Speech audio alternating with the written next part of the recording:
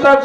सुनो ठाकुरानी सीता वैष्णव आनिया है का सुनो ठाकुरानी सीता वैष्णव आनिया है का सुनो ठाकुरानी सीता वैष्णव आनिया है का सुनो ठाकुरानी सीता वैष्णव आनिया है का कोरिया जतरे आमंत्रण कोरिया जतरे आमंत्रण कोरिया जतरे आमंत्रण कोरिया जतरे देवानाई आमंत्रण करिताय বিতর্ক বিতর্ক যদি চলে বিতর্ক বিতর্ক জনে বিতর্ক বিতর্ক যদি চলে বিতর্ক বিতর্ক জনে এত বলি গৌরায় আইকা দিলা সভা খায় এত বলি গৌরায় আকা দিলা শোভা খায় বৈষ্ণব করো আমন্ত্রণ বৈষ্ণব করো আমন্ত্রণে বৈষ্ণব করো আমন্ত্রণ ও বৈষ্ণব করো আমন্ত্রণ কুল কুল লইয়া বকুল সম্পদিয়া কুল পাড়ালয়া কুল চন্দনলয়া নগত করো সংস্থাপন আয় গুণগত করো সপন নগত করো সংস্থাপন গুণগত করো সপন আর কোন করে কোলা নাই আর কোন করো কোলা পায়ে বাকি পুরো কোলা কীর্তন মন্ডল করতে হলে কীর্তন কবুল করে কীর্তন মন্ডলী করতে হলে আয় কীর্তন কবুল হলে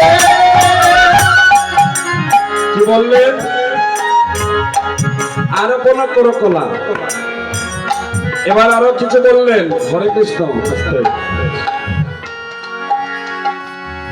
এক পরিবারের পিতা পুত্র যদি আমন্ত্রণ প্রথম আসলে আমন্ত্রণ করতে হবে আমন্ত্রণের সংজ্ঞাটা এইভাবে গলে বস্ত্র পরিধান হয়ে ভক্তের কাছে যাকে পাবেন তাকে যে বলবেন বা যেটাই যাবেন ভক্তগণকে পাবেন হাতে ধরে বলতে হবে ভাই বাবা এখানে যজ্ঞের আয়োজন করেছি আসতে হবে হরে কৃষ্ণ আসতে যদি অপারগ প্রকাশ করে তার চরণে প্রেমাবিষ্ট হয়ে পড়ে বলতে হবে এটা হচ্ছে আমন্ত্রণ আর নিমন্ত্রণের বিষয়টা হচ্ছে যে আমি আপনাকে নিমন্ত্রণ করলাম কার্ডের মধ্যে হোক আর মোবাইলেও আপনি আসতে আসলেন না আসলে নাই হরি বল আসতে আসলেন কিন্তু আমন্ত্রণ হিসাবটা অন্যভাবে যেভাবে বলেছি গলে বস্ত্র পরিধান করে হাতে ধরে বলতে হবে নাহলে পায়ে ধরে বলতে হবে আর কীর্তন মন্ডলী কথা হলে যে বাগায় যে বাজায়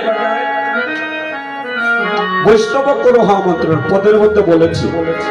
আর কি বলেন অবৈষ্ণবে হবে না অবৈষ্ণবে হবে না অবৈষ্ণবে হবে না অবৈষ্ণবে হবে না বৈষ্ণব আনিতে হবে অবৈষ্ণবে হবে না বৈষ্ণবে আনিতে হবে বৈষ্ণবে হবে না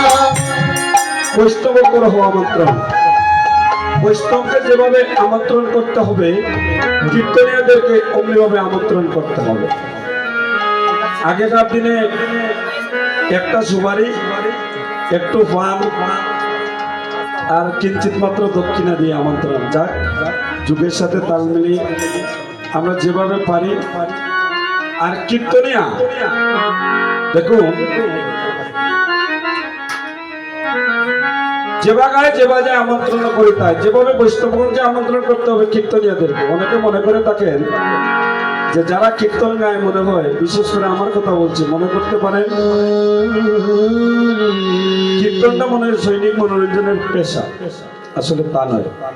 কারণ বৈষ্ণব পদাবলী কীর্তন আমার পূর্বপুরুষের মধ্যে কেউ নাই আমার বাবা কীর্তন করতেন অন্য দাসের কীর্তনিয়া ছিলেন দাদাও করতেন কিন্তু মহাপ্রভু কৃপা করেছেন তাই আমি দুটি কথা বলতে পারি তো কীর্তনটা আসলে পেশা নয় হয়তো কোনো পূর্বজন্মের স্বীকৃতি কিংবা মহাপ্রভুর কৃপান্তে আপনাদের চরণ কৃপা হয়েছে তাই মহাপ্রভু কৃপা করেছেন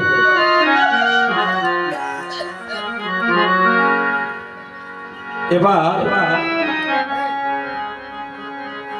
আর কি বললেন যে কুলমঙ্গল সন্ধ্যাকালে কীর্তন হবে কুলমঙ্গল সন্ধ্যাকালে কিন্তু আমি ওদের 10:30টার উপরে উঠছি কারণ আমার এই সুযোগ না দিলে করার কিচ্ছু নেই। অধিবাসের প্রত্যেকটা পদ হচ্ছে মন্ত্র স্বরূপ। তো একটু যদি 10 মিনিট লেট হয়ে যায় করার কিচ্ছু নেই, তো মহাপ্রভু ক্ষমা করে দিবা। আরো কি বললেন, বলে সীতারাগরণী অধিবাস কীর্তন হবে কুলমঙ্গল সন্ধ্যাকালে। শুনিয়া প্রভুর কথা পৃথিবীতে কইল যথা, শুনিয়া প্রভুর কথা পৃথিবীতে কইল যথা, শুনিয়া প্রভুর কথা পৃথিবীতে কইল যথা। শুনিয়া প্রভুর কথা পৃথিবীতে কইল যথা, নাহু